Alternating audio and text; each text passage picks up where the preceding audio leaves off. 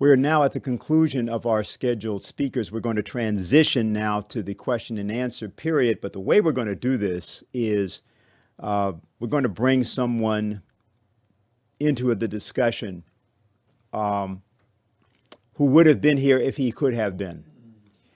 His name was Fred Wills. He was the foreign minister of the nation of Guyana, also its justice minister.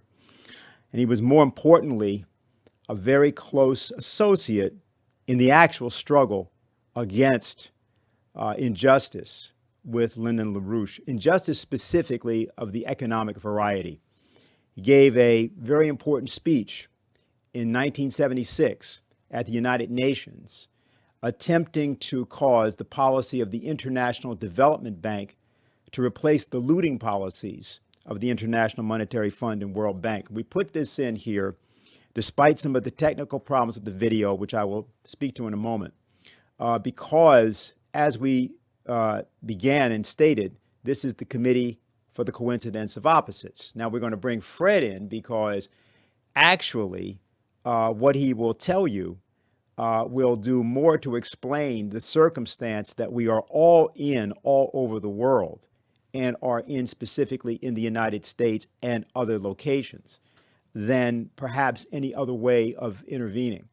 And I think probably Lyndon LaRouche would be appreciative that Fred managed to have his voice heard on this occasion in this circumstance.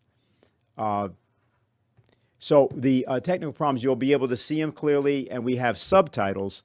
There is an audio problem, which those with perhaps greater financial resources can help to ameliorate, but we don't have time to do that today, and so we're going to show it to you.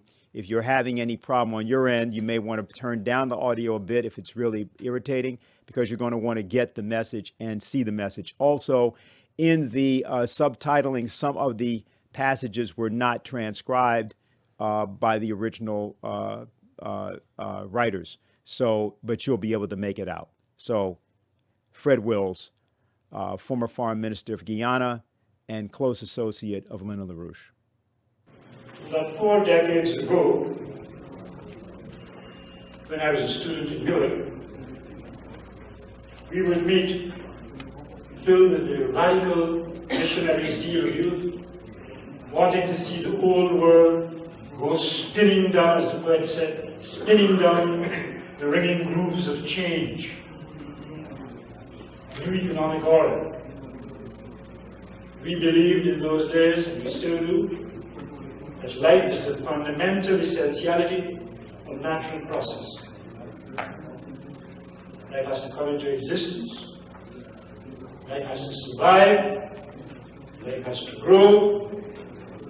Life has to develop. We were sure then, and I am sure now, that the assumptions of present existence are unacceptable.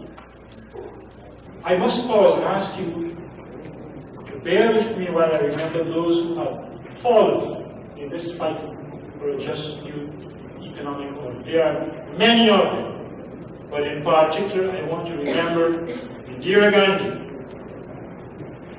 Abdel Nasser, Kwame Nkrumah, and Marshal Tito, whom I met, these four, as pillars of what we call the non-aligned movement. They again, as the poet said, they shall grow up old, as we who are left grow old. Age shall not weary them, nor the years condemn. At the going down of the sun, and in the morning, we shall remember. There are 3 outstanding events I want you to recall that happened after the Second World War. 3 outstanding events. Generalized technological advance took the form of the nuclear age. That was very important. Secondly, there was a proliferation of new states in the world. I'll give you one example. In Africa, there were 3 independent states in 1939. In 1987, there are now 50. There's an immense balkanization of Africa, and by and large, they created not nation states, but what I call state nations. They deemed you to be a state, and therefore a nation. The third thing, that's why we're here, and these are all connected, is the establishment, the Bretton Woods system, a little place in New Hampshire, where they met in 1944 and concluded treaties by 1946. I want to tell you this, that being a living part of the decolonization process, one of the terms of the British and French and Dutch and German and whatever withdrawal, not German, Belgium, withdrawal from our colonialism was that you must join the Bretton Woods system. What are the terms? You did not get independence unless you agreed to do that. It is one of the silent, unspoken premises of independence, alleged independence. But we were sovereign. We thought, sovereignty meant sovereignty. And then I had a phone call in 1971 from a secretary in the Ministry of Foreign Trade, which hat I was asked to wear by a heartless Prime Minister who was very callous in giving responsibilities for policy. The phone call said, Richard Milhouse Nixon, to be quite precise. Nixon has taken the dollar off the gold standard. He has, quote, let the dollar float. It used to be $35 an ounce. It shot up to $800. What that meant, of course, was massive devaluation. Because we at the time were 2 Guyana dollars to 1 US dollar. That was a real exchange.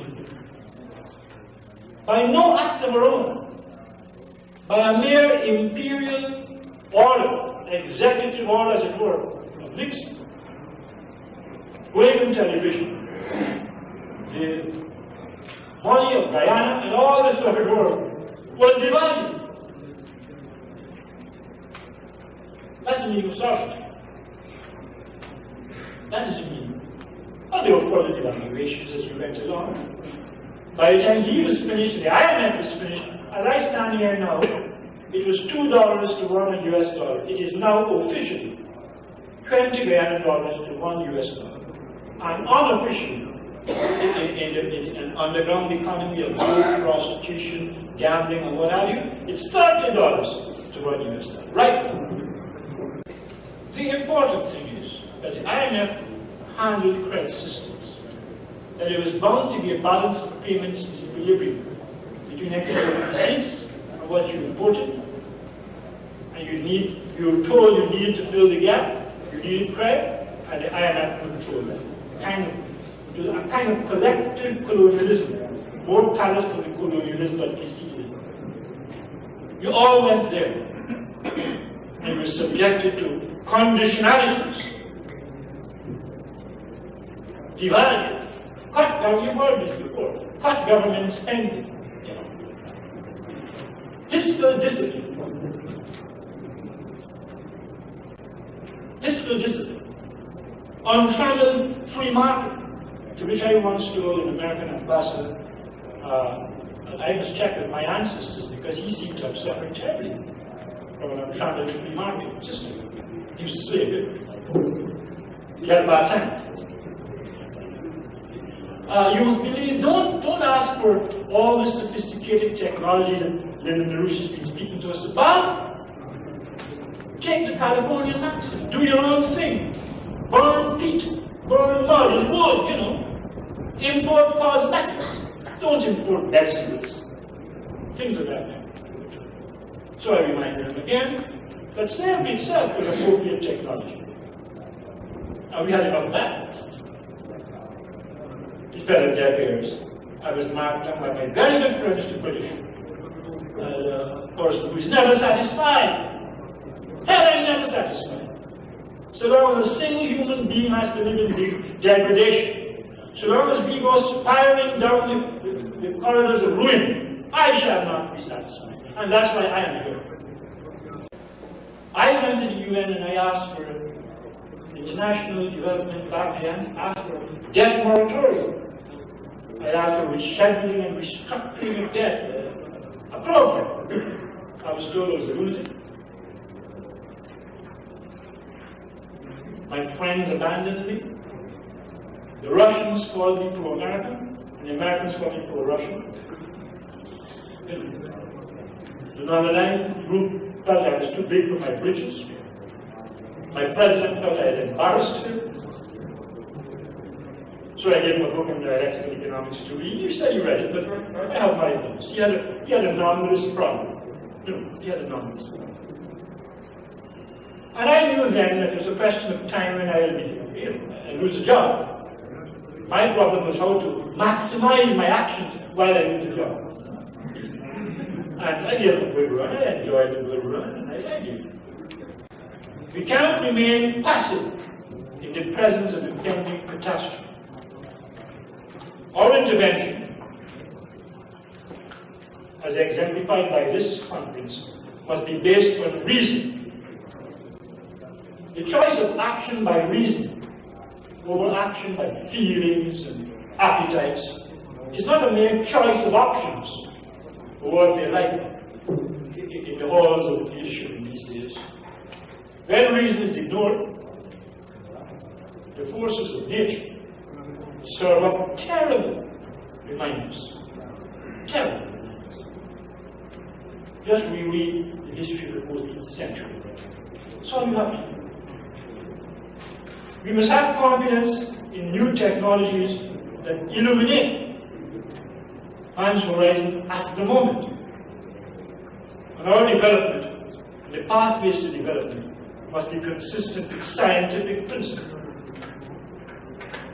Poverty, starvation, famine, disease, recession, depression are not culturally ordained. They are not the prominent pillars of cultural relativism. Stop going down to the third world where 80% of mankind lives and tell them that is your way of doing things. Stop that.